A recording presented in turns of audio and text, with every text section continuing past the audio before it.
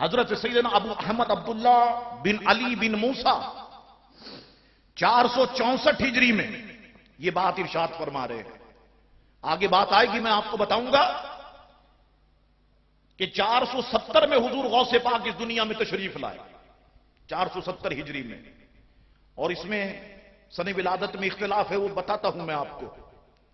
470 میں غوث پاک تشریف لائے، 464 میں یہ بات ارشاد فرما رہے ہیں. 464 میں کیا بات ارشاد فرما رہے ہیں؟ فرمانے لگے اپنے مریدین سے اپنی محفل میں، میں گواہی دیتا ہوں اس بات کی، ان قریب عجم میں ایک بڑا صاحب کرامت بچہ پیدا ہوگا، ذی شرف ہوگا. اس کی خوبی یہ ہوگی کہ جو اس کو دیکھ لے گا وہ فائدہ اٹھائے گا.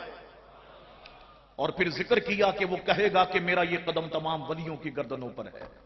حضور غوث پاک کی طرف اشارہ کر رہے ہیں. حضرت سیدنا شیخ عقیل سنجی، کتاب کا نام غبط الناظر ہے. حضرت عقیل سنجی سے کسی نے سوال کیا، حضور یہ فرمائیں کہ اس زمانے کا قطب کون ہے؟ فرمایا اس زمانے کے قطب مدینہ منورہ میں پوشیدہ ہیں، سوائے اولیاء اللہ کے کوئی انہیں نہیں جانتا.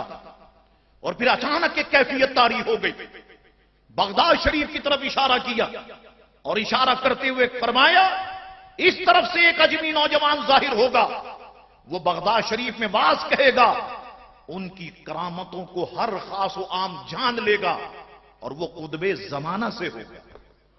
اللہ اکبر. دیکھیے غوث پاک کے چرچے. ایک جگہ حضور غوث پاک فرماتے ہیں میں اپنے پیارے مصطفیٰ کے نقوش قدم پہ ہوں. نہیں، جو معاملات حضور کے ساتھ ہوئے وہی معاملات غوث پاک کے ساتھ ہو رہے ہیں.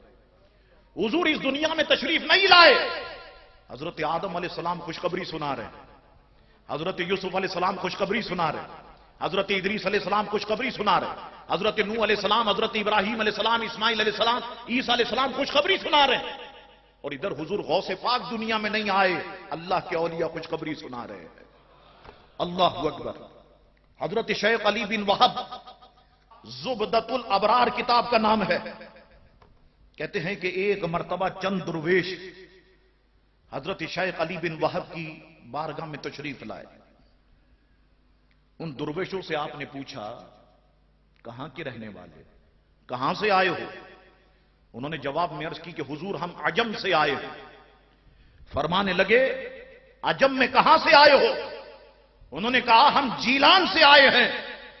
بس یہ سننا تھا کہ چہرہ خوشی سے چمکنے لگ گیا. اور ان متقی پرہیزگار بندوں سے فرمانے لگے اللہ اس شخص کے ذریعے سے تمہارے چہروں کو روشن کرے گا جو اللہ کے فضل سے تم میں عنقریب ظاہر ہوگا. اسم شریف عبد القادر ہوگا، ان کے ظہور کی جگہ عراق اور مسکن ان کا بغداد ہوگا. اور وہ کہیں گے میرا یہ قدم تمام ولیوں کی گردنوں پر ہے. سارے اولیاء اپنی گردنوں کو جھکا دیں گے. حضرت جنید بغدادی رحمت اللہ تعالی علیہ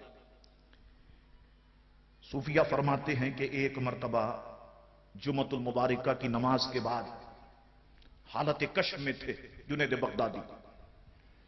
جب اس حالت سے باہر نکلے فرمانے لگے مریدوں میں تمہیں یہ بات بتاؤں؟ جی حضور بتائیے. فرمانے لگے 5ویں صدی ہجری میں اس کے آخر میں حضور کی اولاد پاک سے ایک بزرگ پیدا ہوں گے جن کا اسم شریف عبد القادر ہوگا. اور کمال کر دیا، فرماتے لقب ان کا محی الدین ہوگا، لقب ان کا محی الدین ہوگا، وطن گیلان ہوگا، مسکن بغداد ہوگا. اور وہ فرمائیں گے کہ میرا قدم تمام ولیوں کی گردنوں پر ہے. سب اولیاء اپنی گردنوں کو جھکا دیں گے. حضرت امام حسن عسکری رضی اللہ تعالیٰ عنہ، حضرت امام حسن عسکری وہ امام ہیں کہ شیعہ حضرات 12 امام جو مانتے ہیں ان میں ایک امام حسن عسکری ہے. حضرت امام حسن عسکری نے ایک مرتبہ اپنے خاص مرید کو بلایا. بلانے کے بعد فرمایا میں تمہیں ایک تحفہ دینا چاہتا ہوں. تحفہ دیا. مرید نے عرض کی حضور یہ میرے لیے ہے؟ فرمایا نہیں، یہ تحفہ تمہارے پاس امانت ہے.